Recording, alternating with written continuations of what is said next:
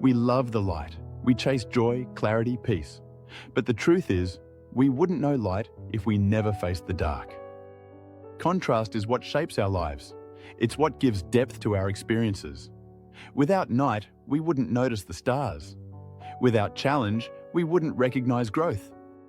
Darkness isn't here to punish us. It's here to teach us. It's part of awakening. Part 1. Pain and struggle as part of awakening. Most of us try to avoid pain. We think if we're spiritual enough or positive enough, life should be easy. But pain is part of being human. Think about some of the hardest times in your life. Looking back, weren't they also the times you grew the most? Pain has a way of cracking us open. It makes us humble. It makes us real. Struggle doesn't mean you're off your path. Sometimes it means you're right where you need to be. The dark nights of the soul aren't detours, they're doorways. When you stop fighting pain and start listening to it, you realize it's pointing you toward light you couldn't see before. Part 2. Lessons hidden in life's challenges. Every challenge carries a message. The question is, will we hear it? Failure might be teaching resilience. Loss might be teaching love. Loneliness might be teaching self-connection. When we're in the middle of it, it just feels heavy. But later, we look back and see the lesson was always there. Sarah Landon calls these growth assignments. Life delivers them not to punish, but to evolve us.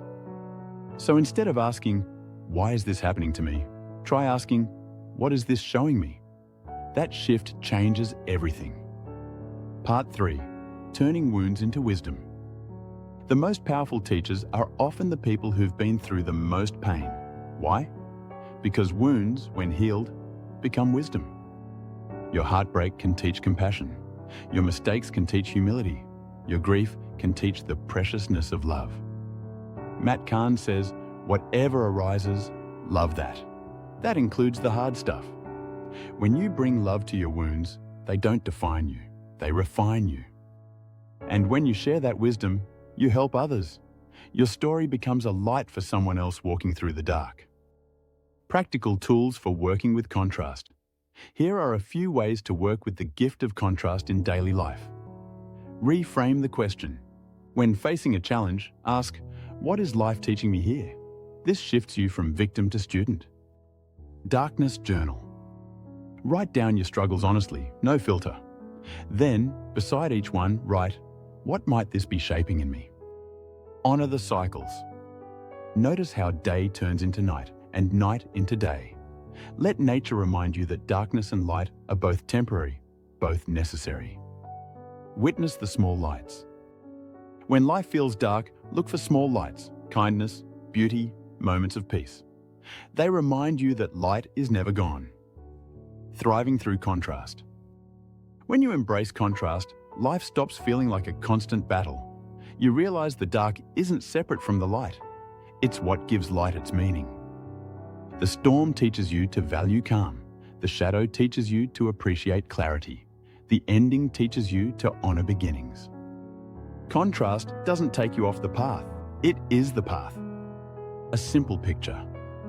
Picture a painting. If it were only bright white, you'd see nothing. It's the dark strokes that give it shape, depth, and beauty. Life is like that. The dark gives the light definition. Without it, the picture wouldn't exist. Conclusion. So let's circle back. We chase light, but it's the dark that makes light visible. Pain and struggle are not mistakes. They're part of awakening. Challenges carry lessons. Wounds, when healed, become wisdom.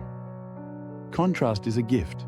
It doesn't take you away from enlightenment, it brings you into it. True light isn't about avoiding the dark. It's about letting darkness shape your vision so you can see more clearly. That's why enlightenment isn't only about the light. It's about embracing the contrast.